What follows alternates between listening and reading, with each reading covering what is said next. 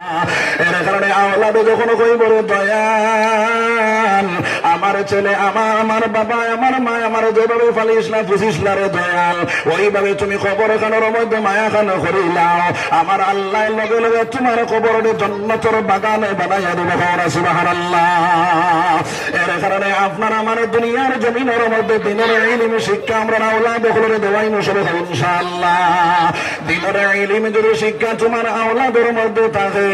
তাহলে আমার বেআই নকল আমার বেজরে দখলে গিয়ে শিক্ষা অর্জন করিয়া ডাক্তার বনিয়া ইঞ্জিনিয়ার বনিয়া গৌহাটির জমিনও তাকি তাকি হইতো না বলে আমার বাপ মারা গেছেন তাহলে আমরা তোমরা দফাটা করিলাম আমার যে আপনার যত পয়সা দেওয়া লাগে আমি ফাটাইয়া দিব এইভাবে হইতো না হইবারে খরচান। ও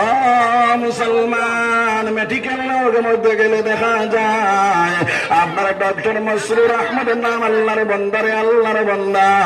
আপনার দুনিয়ার জমিনের মধ্যে তার বাপে প্রথমে দিনের ইলম শিক্ষা দিয়েছেন এরপরে আপনার ডাক্তার বানানোর কারণে আজকে মুজাফফর মেডিকেলের জমিনে গেলেও দেখা যায় আল্লাহর বন্দার আপনার মুখের মধ্যে চাপ দাঁড়িয়ে আসেনি না নাই আসেনি না নাই। ও মুসলমান কত ডাক্তার বানলা কিন্তু দেখা যায়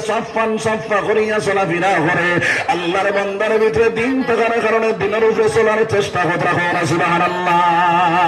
এর কারণে দিনের ইলম শিক্ষা দিয়ে আমার ছেলে আমার মেরে আপনার ডাক্তার বানাই ইঞ্জিনিয়ার বানাই এই চেষ্টা আমি কর্মশালা করি ইনশাআল্লাহ। জোরে করি ইনশাআল্লাহ। ও মুসলমান আমি খোয়াদ আসলাম আল্লাহর রাসূল সাল্লাল্লাহু আলাইহি ওয়াসাল্লাম যখন বাইরে আপনার ডাক দেখলে ও সাহাবায়ে কেরাম বলে 7 বছর বয়স যখন তোমাদের সন্তান আদি রইব